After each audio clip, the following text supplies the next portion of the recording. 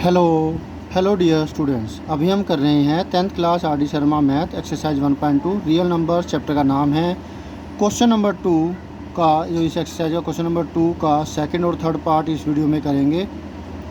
ठीक है, करना क्या है, ये 3 नंबर दे रखे हैं, इनका एलसीएम और एचसीएफ प्राइम फैक्टराइजेशन मेथड का इस्तेमाल करके निकालना है। इसी तरीके से थर्ड पार्ट में भी ऐसे ही करना है। ठीक है, तो सेकंड पार्ट में कुछ ज़्यादा नहीं है, आप देखेंगे बहुत ही आसान है क्योंकि तीनों ही प्राइम नंबर्स हैं। ठीक है, तो प्राइम फैक्टराइजेशन क्या करेंगे, अगर 100 करने के लिए टीचर फिर भी कहते हैं तो आप इसे 100 इस प्रकार से कर सकते हैं। ओके, ये 23 की टेबल पर गया और ये 29 की टेबल पर ही जाएगा। मतलब एचसीएफ जो है वो क्या होगा, 17 इजिकल टू 17 और 23 is equal to 23, 29 is equal to 29। अब मैं मल्टीप्लाई 1 इसलिए नहीं लिख रहा हूँ क्योंकि यहाँ प्राइम फैक्टराइजेशन के रूप में, प्राइम फैक्टर्स के रूप में लिखना होता है, प्राइम फैक्टर्स के प्रोडक्ट के रूप में लिखना होता है। तो 1 प्राइम फैक्टर नहीं है इसलिए मैं नहीं लिख रहा हूँ। ठीक है, 1 मल्टीप्लाई करके नहीं लिख रहा हूँ। तो जब कुछ भी कॉमन ना आए तो एचसीएफ 1 होता है और एलसीएम इनका प्रोडक्ट 17 मल्टीप्लाई 23 मल्टीप्लाई 29, इन तीनों को मल्टीप्लाई करेंगे हमें आंसर मिल जाएगा। तो 17 3 जार 51 1 5, 17 2 जार 34 एंड 5 39, 391। अब 391 को मल्टीप्लाई करेंगे 29 से। 29 की टेबल मुझे नहीं आती तो पहले मैं 9 और फिर 2 लूँगा। 9 1 is 9, 9 9 jar 81, 8 9 3 jar 27, 27 and 8 35, 2 1 is 2, 2 9 jar 18, 2 3 jar 6 1 7, again 9 1 9 9 jar 81, 1 8 9 jar 27, 8 35। ठीक है, ओके है। 9 3 8 5 13, 1 एंड 11, 1 1 3 3 9। तो ये एलसीएम हुआ और ये एचसीएम, ये हुआ आंसर। अब सेकंड पार्ट है, मतलब जो इस क्वेश्चन का सेकंड पार्ट और पूरे क्वेश्चन का इस वीडियो में तो सेकंड पार्ट ही है, लेकिन क्वेश्चन का थर्ड पार्ट है। 8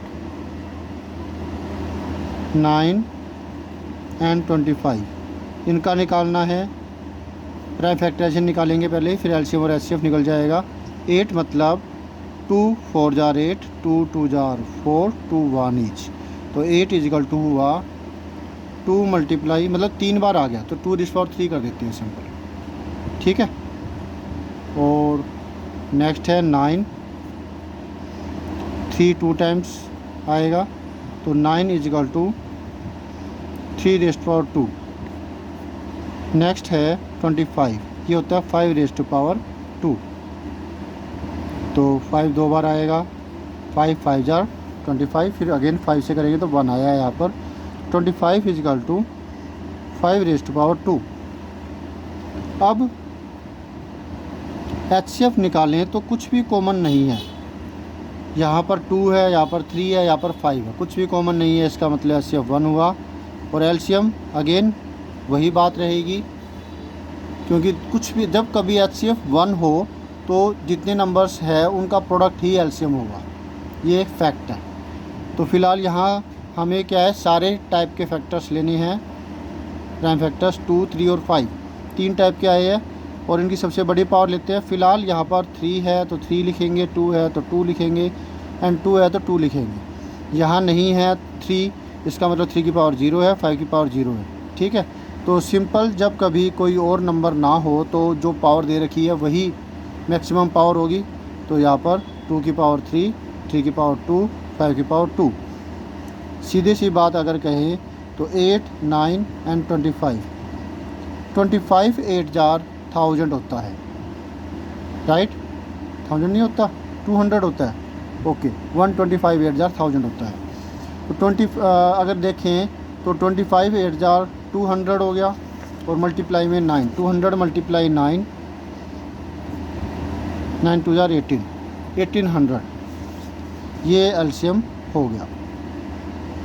ये 2 हुए आंसर। होप सो आपको अच्छे से सारा समझ में आ गया।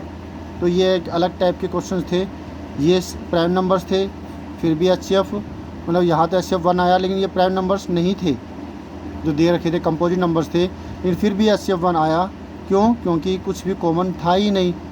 तो एलसीएम इनका प्रोडक्ट हुआ, तो जो 8, 9 और 25 इनका प्रोडक्ट ही हुआ ना। तो ये इसमें फैक्ट था जो आपने अच्छे से समझा होगा। कैसे भी क्वेश्चन आए फिर आप इसी प्रकार से इसको कर सकते हैं जब कभी HCF 1 आए। ठीक है, तो मिलते हैं नेक्स्ट वीडियो में। बाय।